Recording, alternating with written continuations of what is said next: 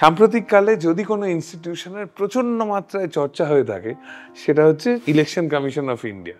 কিন্তু আপনারা কি জানেন যে এই ইলেকশন কমিশন অফ ইন্ডিয়ার প্রথম চিফ ইলেকশন কমিশনার একজন বাঙালি, সুকুমার সেন। আজকে হারানো ট্যুরের প্রথম পর্বে আমরা এই ব্যক্তিত্বকে নিয়ে কথা বলবো। 1898 সালে ওনার জন্ম। উনি প্রেসিডেন্সি কলেজের কৃতি ছাত্র। উনি লন্ডন ইউনিভার্সিটিতে পড়াশোনা করতে যান, সেখানে তিনি ম্যাথামেটিক্সে গোল্ড মেডেল পান। তারপর তিনি আইসিএস অফিসার হন, সেই পরীক্ষায় উত্তীর্ণ হন এবং দেশ জুড়ে তার খ্যাতি শোনা যায়। 1950-এ চলে আসি। সেই সময় জওহরলাল নেহরু তাকে চিফ ইলেকশন কমিশনার অ্যাপয়েন্ট করে।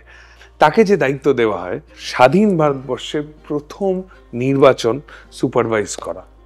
কিন্তু যখন এই দায়িত্ব দেওয়া হয় বারবার জওহরলাল নেহরু ওনাকে তাড়া দেন এবং তিনি স্পষ্ট জানিয়ে দেন যে এই কাজ তাড়াহুড়ো করে সম্ভব নয়।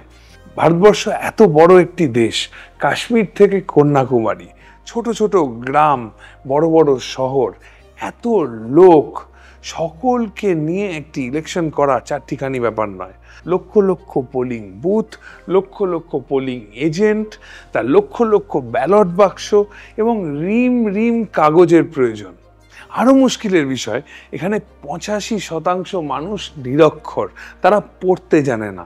তাদের জন্য যেটার প্রয়োজন সেটা হচ্ছে ইলেকশন সিম্বল। সেই ইলেকশন সিম্বল ডিজাইন করা হয় এবং এক ধরনের বিশেষ কালির প্রয়োজন ছিল যা দিয়ে যে ভোট দিয়েছে তাকে আইডেন্টিফাই করা যায়। ফলাফল হিসেবে সুকুমার সেন নিজেকে প্রমাণ করলেন বাঙালি হিসেবে। প্রথম ইলেকশন, এই রকম প্রকাণ্ড একটা কর্মকাণ্ড, এটাকে সফলভাবে পূর্ণ করা চারটিখানি ব্যাপার নয়। এই সাফল্যের কারণে ওনাকে সুদান থেকে আমন্ত্রণ জানানো হয় তাদের নির্বাচনকে সুপারভাইজ করার জন্য। এটি একজন আমলার জন্য খুব বড় একটি অ্যাচিভমেন্ট এবং শুধু তাই নয়, সমগ্র ভারতবাসীর জন্য একটি গর্বের মুহূর্ত।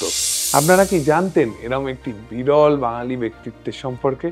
যদি জানতেন তাহলে কমেন্ট সেকশনে অবশ্যই লিখবেন।